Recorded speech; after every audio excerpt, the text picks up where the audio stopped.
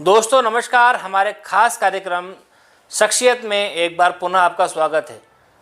जैसा कि हमने आपसे कहा था कि हमारे इस कार्यक्रम में हम आपसे हमेशा इस शहर की, प्रदेश की या देश की कोई ख़ास शख्सियत से आपकी मुलाकात कराएंगे। तो हम आपके सामने एक बार फिर आज एक ऐसी शख्सियत से मुलाकात करा रहे हैं जिसने बहुत छोटी उम्र में बड़े ही सामान्य तरीके से और बहुत छोटे से परिवार से और ये कहें कि ट्राइबल एरिया से निकलकर मध्य प्रदेश में पीएटी में प्रथम रैंक हासिल की है। तो आज हम आपकी मुलाकात कराएंगे कन्हैया गोरे जी से। कन्हैया जी, स्वागत है आपका। कन्हैया जी, बताइए आपके बारे में, आपके परिवार के बारे में बताइए कि कहाँ से हैं आप और परिवार में कौन कौन है आपके। सर, मेरा नाम कन्हैया गोरे है। मेरे पापा का नाम प्रकाश गोरे है। मैं एक गांव से निवास करता हूं। मेरे गांव का नाम बिलवानी है। मैं राजपुर तहसील राजपुर, जिला बड़वानी का निवासी हूं।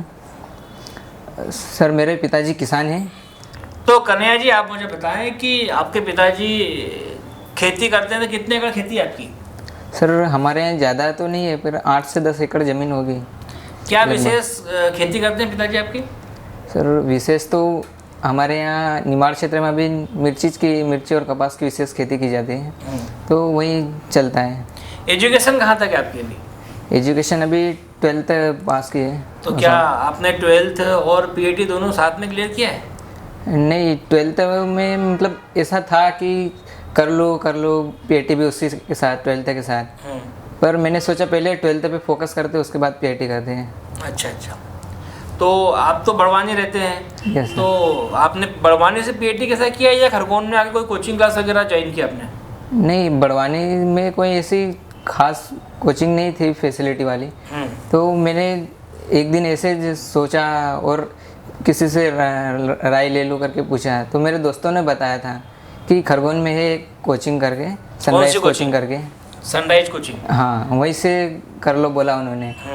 तो मैंने फिर उनसे नंबर लिए कोचिंग के और सर को फ़ोन लगाया, तो उन्होंने बोला कि आ जाओ, 12th की जैसे तुम्हारी एग्ज़ाम हो जाए उसके बाद आ जाना। अच्छा। 12th पीएटी करने के लिए। तो फिर कोचिंग में जाने के बाद बताओ कैसा रहा कोचिंग का अनुभव आपका। कोचिंग का तो सर, कोचिंग में क्या है, मैं जैसे पहले दिन गया था तो मैं इसलिए गया था क्योंकि मैं सिर्फ डेमो के लिए गया था वहाँ। अच्छा। कि केवल डेमो देखते हैं कैसा है क्या है, नहीं तो फिर इंदौर चलेंगे कोचिंग करने। अच्छा। इसलिए गया था। पर वहाँ पर जाकर पहले दिन ऐसा लगा कि नहीं, यहीं से करना चाहिए, क्योंकि वहाँ पर टीचर इतने अच्छे हैं कि उन्होंने समझाया बहुत अच्छा हमको, पढ़ने की नई उम्मीद दी हमें। अच्छा। यस।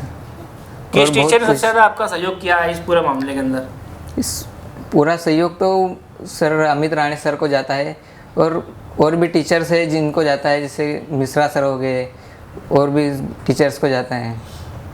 अमित राणे सर ने क्या हेल्प की आपकी स्पेशली, मतलब। अमित राणे सर ने उन्होंने हमें बताया कि कैसे क्या पढ़ना है, डेली रूटीन क्या करना है, किस तरह से पढ़ना है, और क्या मतलब क्या चीज़ें नहीं करनी चाहिए, क्या करनी चाहिए, उसी के बारे में बताया। क्या करना चाहिए तो हर कोई बताते हैं। हाँ। क्या नहीं करना चाहिए आपने कहा, तो ऐसा उन्होंने क्या बताया कि क्या नहीं करना चाहिए। सर, उन्होंने बताया कि हमें किसी के बहकावे में नहीं आना है, पहली बात तो, और यह कि अपने मतलब आत्मविश्वास को नहीं खोना चाहिए कभी भी, और धैर्य रखना चाहिए, क्योंकि कई बार ऐसा होता है कि जैसे एग्ज़ाम लेट हो जाती है और टाइम हो जाता है, बहुत टाइम के बाद हो जाती है। जैसे पिछली बार कोरोना की वजह से हो गए थे, लॉकडाउन की वजह से लेट चली गई थी। तो इसी तरह उन्होंने बताया था कि कभी भी अगर ऐसी परिस्थिति आए तो हमें धैर्य और साहस से सामना करना चाहिए उसका। अच्छा। क्या आपको लगता है कोरोना के अंदर आपको अमित सर, जैसे कोरोना के अंदर सब कोचिंग क्लास बंद थी, फिर आपकी पढ़ाई कैसे हुई, कि अमित सर ने आपको कैसे हेल्प की, फिर उन्होंने आपकी या कोचिंग क्लास ने कोई आपके लिए कोई विशेष क्लास लगाई थी, कैसा हुआ था पूरा। नहीं, उस टाइम पे तो मैं ही नहीं पढ़ रहा था, लेकिन उस टाइम भी उनकी बैच के स्टूडेंट को बहुत उन्होंने सपोर्ट किया, साथ दिया, ऑनलाइन क्लासेस लगवाई थी। अच्छा। और बहुत कुछ करवाया था उनके लिए भी।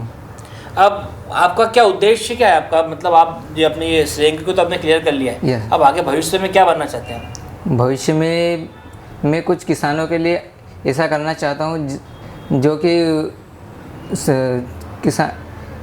किसानों के अंदर एक नई क्या आत्मविश्वास भरना चाहते हैं किसानों में, या उनके लिए कोई विशेष टेक्नोलॉजी लाना चाहते हैं, क्या चाहते हैं? यस सर, ऐसा कुछ विशेष कार्य करना चाहता हूँ जिससे कि पूरे देश का नाम रोशन हो और किसानों को फ़ायदा मिले।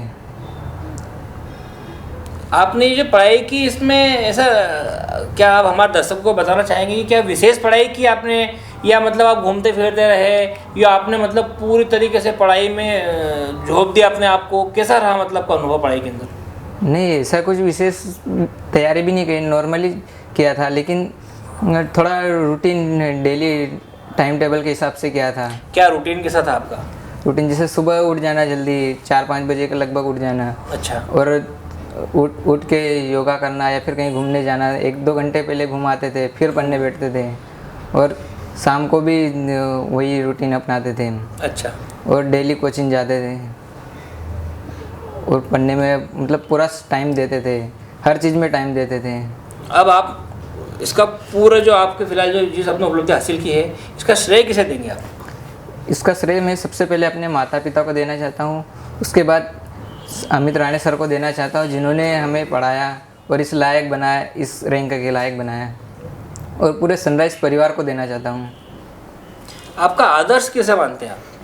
मैं अपना आदर्श तो कहते हैं कि बच्चे का प्रथम गुरु माता होती है, लेकिन मैं मानता हूँ कि मतलब माता पिता दोनों होते हैं उसके प्रथम गुरु। बिल्कुल सही। इसलिए मैं आदर्श माता पिता दोनों को मानता हूँ, और मेरा स्पेशल आदर्श तो राणे सर को ही मानता हूँ जिन्होंने हमें पढ़ाया है। देखो, गुरु का भी प्रथम स्थान होता है। माता पिता के प्रथम गुरु तो माता होती है, उसके बाद जिस गुरु ने हमें शिक्षा दी है, जिसने हमें सिखाया है, तो उनका स्थान तो प्रथम होना ही चाहिए। तो क्या अमित राणे सर को मानते हैं आपकी, मतलब उन्होंने पूरे निष्ठा के साथ आपके साथ में पढ़ाई में आपका ध्यान दिया? क्या अलग अलग से आपको विशेष आप पे ध्यान देते थे, या सब बच्चों को ध्यान देते थे? नहीं, ऐसा कुछ विशेष भी नहीं देते थे, वो सभी पर एक समान रखते थे, सभी पर अच्छा फोकस करते थे, सभी को समझाते थे कि क्या करना चाहिए क्या नहीं करना, सब बताते थे हमको। कन्हैया, मुझे बताओ कि आपके मन में अभी फिलहाल क्या चल रहा है, मतलब कि एक्चुअल में पढ़ाई और फिर कृषि और जिस क्षेत्र से आप रहते हैं, तो आपके मन में क्या क्या अलग अलग विचार उत्पन्न हो रहे हैं आपके मन में? सर, मैं एक गांव में रहने वाला हूं, तो सर हम देखते हैं कि गांव में कैसे किसान कार्य करते हैं, उन्हें किस किस तरह की समस्याएं आती है कार्य करने में, वो दिन रात परेशान रहते हैं कृषि को लेकर। तो उसी चीज़ में मैं कुछ न कुछ उनके लिए अच्छा और लाभदायक चीज़ें करना चाहता हूँ, जिससे कि उन्हें आसानी से मतलब आसानी हो जाए कृषि के क्षेत्र में कुछ कार्य करने में। हमारे इस कार्यक्रम को लाखों दर्शक देख रहे हैं। मेरा ऐसा मानना है कि जो बच्चे अभी 10th में है, 11th में है, आप उनको क्या संदेश देना चाहेंगे कि उन्हें 10th के बाद से शुरुआत करना है, 9th के बाद करना है, या 12th के बाद करना चाहिए? क्या चाहिए उन्हें? जी, ऐसा कुछ स्पेशल नहीं है कि आप 10th के साथ करो, 12th के साथ करो। जब आपको लगे कि हाँ अभी करना चाहिए, तभी से आप कर सकते हो। वैसे तो आप, क्योंकि उसमें 11th 12th का पूरा कोर्स ही रहता है, लगभग 90% रहता है ये। अच्छा। तो आप चाहे तो 12th के साथ भी कर सकते हैं, या फिर अलग से स्पेशल भी कर सकते हैं। तो मेरा मानना था कि 12th के साथ ही करना चाहिए, क्योंकि 12th की भी तैयारी हो जाती है उसमें, और पीटी की भी साथ साथ में हो जाती है। टफ पड़ता होगा थोड़ा 12th? हाँ, थोड़ा टफ तो पड़ता है, पर उसमें फ़ायदा भी हो जाता है। अच्छा, क्या फ़ायदा होता है उसमें? फ़ायदा ये हो जाता है कि मतलब 1 साल एक्स्ट्रा हो जाता है पीटी के लिए। अच्छा। उस समय 12th की तो हो जाती है एग्ज़ाम, तो उसका तो हो जाता है मतलब क्लियर, और अलग से 1 साल मतलब एक्स्ट्रा मिल जाता है और पीटी की तैयारी करने के लिए अच्छे से। अच्छा, अभी आपने जो पीटी में फर्स्ट रैंक आपने हासिल कर लिया, इसके बाद अब आपकी कौन सी एग्जाम होगी, फिर उसके बाद क्या प्रोसेस रहेगी? थोड़ा हमारे दर्शक जानना चाह रहे थे कि थोड़ा सा बताएं खुल के कि आप इसमें स्टार्टिंग से बताएं कि आपने 12th किया, फिर पीटी किया, फिर उसके बाद अपना फर्स्ट रैंक आपको मिल गया, अब इसके बाद अगली एग्ज़ाम कौन सी होगी जिसके लिए उनको तैयारी करनी है उनको भी? सर, मैंने 12th किया था, 12th कंप्लीट की थी 74 मार्क्स से। अच्छा। तो उसके बाद मैंने सनराइज कोचिंग ज्वाइन की। अच्छा। MP PAT के लिए। तो वहाँ से कोचिंग करी, और अभी मेरी MP में फर्स्ट रैंक लगी है ST कैटेगरी से। अच्छा। तो अभी तो मतलब काउंसलिंग स्टार्ट होगी, तब कॉलेज अलॉट होंगे। अच्छा। कॉलेज अलॉट होने के बाद BSc एग्रीकल्चर से करना है, अच्छा 4 साल वहीं से करना है। उसके बाद और किसी अच्छे बड़े पद के लिए या फिर किसी कृषि के क्षेत्र में और कुछ वैज्ञानिक बनने के लिए या फिर शासकीय सेवक के लिए। हाँ, शासकीय सेवक। और वैसे कृषि के मतलब क्षेत्र में सहयोग करना है, संपूर्ण अपना पूरा संपूर्ण सहयोग देना है कृषि को। मतलब आपका ऐसा मानना है कि आपको शुरुआत में ही आपको मेहनत करनी पड़ेगी, आपको नींव मजबूत करनी पड़ेगी। Yes. और नींव मजबूत करने के लिए एक कोचिंग संस्थान जरूरी है। तो किस कोचिंग संस्थान में आप दर्शकों को बताएंगे बच्चों ने जाना चाहिए? मेरे अंदर से तो सनराइज़ कोचिंग क्लास में, सनराइज़ कोचिंग खरगोन में जाना ही चाहिए, क्योंकि वहाँ पर एक बार आप चले जाते हो तो वहाँ से दोबारा आने का मन नहीं करता है। अच्छा, पारिवारिक माहौल है। हाँ, परिवार का माहौल बन जाता है, क्योंकि सनराइज़ एक कोचिंग नहीं, सनराइज़ एक परिवार है। अच्छा, और सब अच्छा। सुख दुख साथ में बांटते हैं। अच्छा, सभी टीचर अच्छे से रखते हैं, सभी मुसीबत के वक्त सपोर्ट करते हैं, सब त्योहार भी देते साथ में हैं, enjoy त्योहार करते सब हैं। साथ में एंजॉय करते हैं। तो चलिए ठीक है, ये हमारे साथ में कन्हैया गोरे जी थे, जिन्होंने अभी इस छोटी सी उम्र में प्रथम रैंक हासिल की है। हम ईश्वर से कामना करते हैं कि ये भविष्य में सच में हमारे मध्य प्रदेश के लिए एक बड़े वैज्ञानिक बने और खेती किसानी को लेकर एक बड़े आयाम छुए। तो दीजिए इजाज़त, नमस्कार।